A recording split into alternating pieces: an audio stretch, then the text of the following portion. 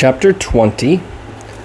Just as in the courtyard with Miles, the whole thing was upon us.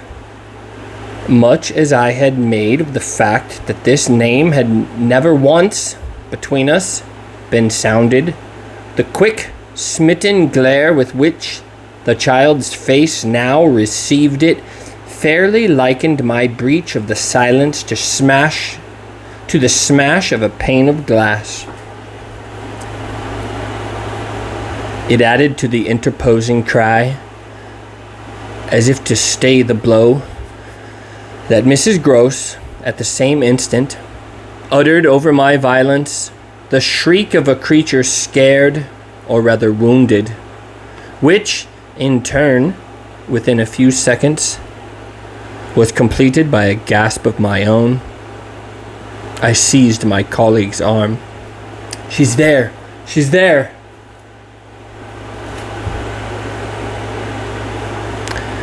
Miss Jessel stood before us on the opposite bank exactly as she had stood the other time, and I remember, strangely, as the first feeling now produced in me, my thrill of joy at having brought on a proof.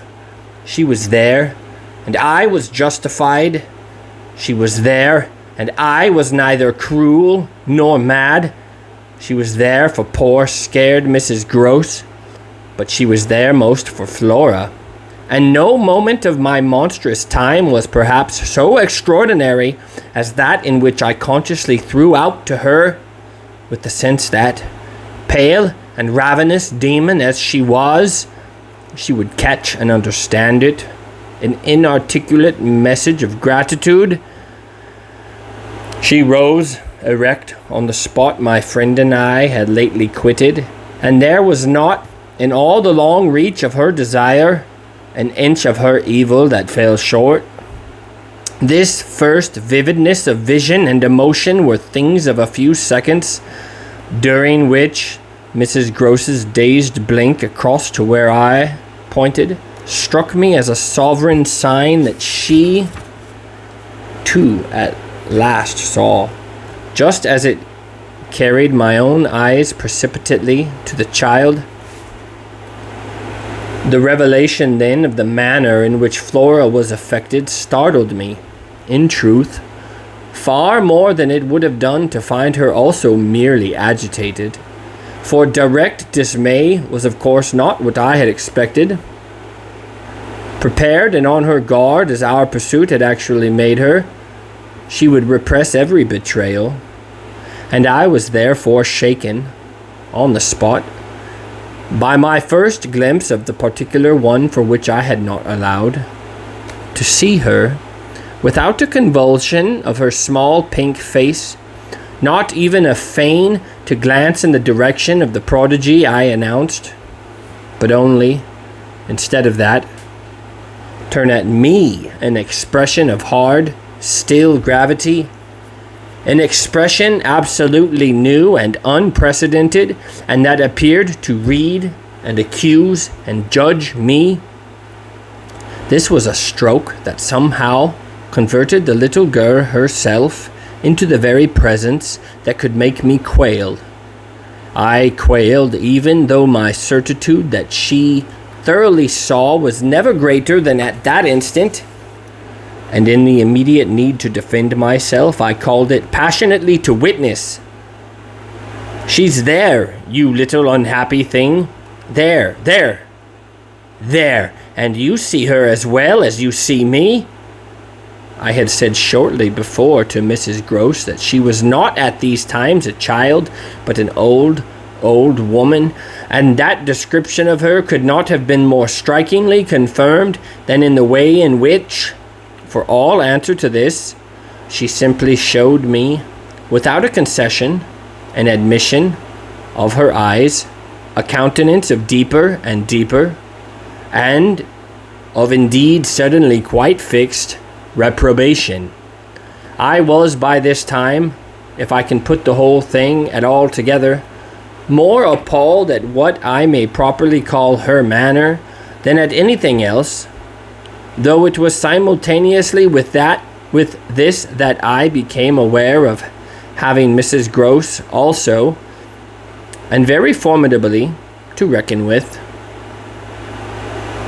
My elder companion, the next moment, at any rate, blotted out everything but her own flushed face and her loud, shocked protest, a burst of high disapproval. What a dreadful turn, to be sure, miss. Where on earth do you see anything? I could only grasp her more quickly yet, for even while she spoke, the hideous, plain presence stood undimmed and undaunted. It had already lasted a minute, and it lasted while I continued, seizing my colleague, quite thrusting her at it and presenting her to it, to insist with my pointing hand. You don't see her exactly as we see?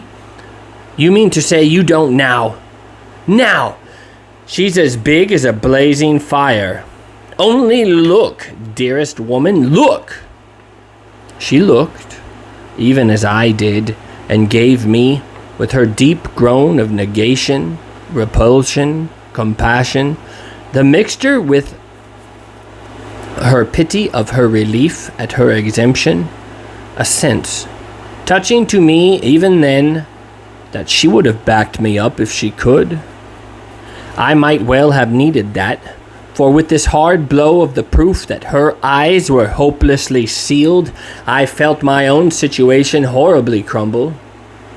I saw my livid predecessor press from her position on my defeat, and I was conscious, more than all, of what I should have from this instant to deal with in the astounding little Flora.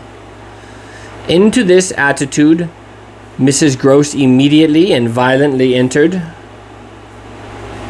breaking, even while there pierced through my sense of ruin a prejudiced private triumph, into breathless reassurance.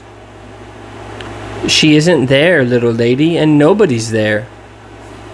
And you never see nothing, my sweet. How can poor Miss Jessel? When poor Miss Jessel's dead and buried. We know, don't we, love? And she appealed, blundering in, to the child. It's all a mere mistake, and a worry, and a joke. And we'll go home as fast as we can. Our companion, on this, had responded with a strange, quick primness of propriety, and they were again, with Mrs. Gross on her feet, united, as it were, in pained opposition to me. Flora continued to fix me with her small mask of reprobation, and even at that minute I prayed God to forgive me for seeming to see that, as she stood there holding tight to our friend's dress, her incomparable childish beauty had suddenly failed, had quite vanished. I've said it already. She was hideously hard.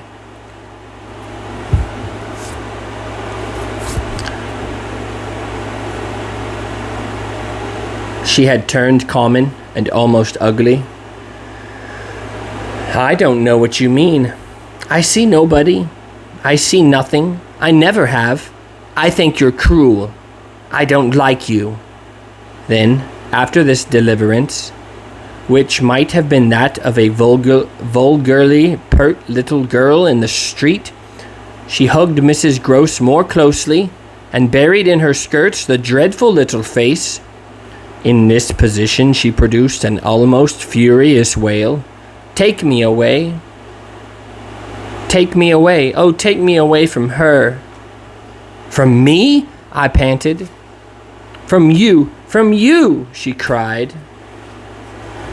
Even Mrs. Gross looked across at me, dismayed, while I had nothing to do but communicate again with the figure that, on the opposite bank, without a movement, as rigidly still as if catching, Beyond the interval, our voices was as vividly there for my disaster as it was not there for my service.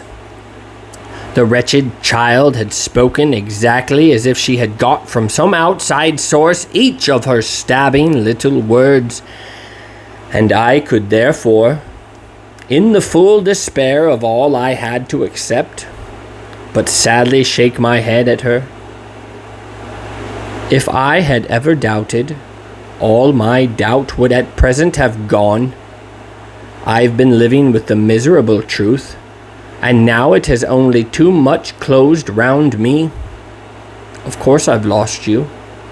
I've interfered, and you've seen, under her dictation, with which I faced over the pool again, our infernal witness, the easy and perfect way to meet it.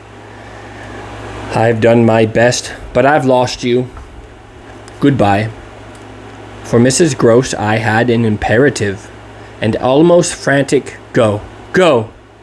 before which, in infinite distress, but mutely possessed of the little girl and clearly convinced, in spite of her blindness, that something awful had occurred and some collapse engulfed us, she retreated by the way we had come, as fast as she could move. Of what first happened when I was left alone, I had no subsequent memory. I only knew that at the end of, I suppose, a quarter of an hour, an odorous dampness and roughness, chilling and piercing my trouble, had made me understand that I must have thrown myself, on my face, on the ground, and given way to a wildness of grief. I must have lain there long and cried and sobbed, for when I raised my head the day was almost done. I got up and looked a moment, through the twilight, at the grey pool and its blank haunted edge, and then I took, back to the house, my dreary and difficult course. When I reached the gate in the fence, the boat, to my surprise, was gone, so that I had a fresh reflection to make on Flora's extraordinary command of the situation. She passed that night by the most tacit, and I should add, were not the word so grotesque a false note, the happiest of arrangements with Mrs. Gross. I saw neither of them on my return, but, on the other hand, as an ambiguous compensation, I saw a great deal of Miles. I can use no other phrase, so much of him that it was as if it were more than it had ever been. No evening I had passed at Bly had the portentous quality of this one, in spite of which, and in spite also of the deeper depths of consternation that had opened beneath my feet, there was literally, in the ebbing actual, an extraordinarily sweet sadness. On reaching the house, I had never so much as looked for the boy. I had simply gone straight to my room to change what I was wearing and to take in, at a glance, much material testimony to Flora's rupture. Her little belongings had all been removed. When later, by the schoolroom fire, I was served with tea by the usual maid, I indulged, on the article of my other pupil, in no inquiry whatever. He had his freedom now. He might have it to the end. Well, he did have it, and it consisted, in part at least, of his coming in at about 8 o'clock and sitting down with me in silence. On the removal of the tea things, I had blown out the candles and drawn my chair closer.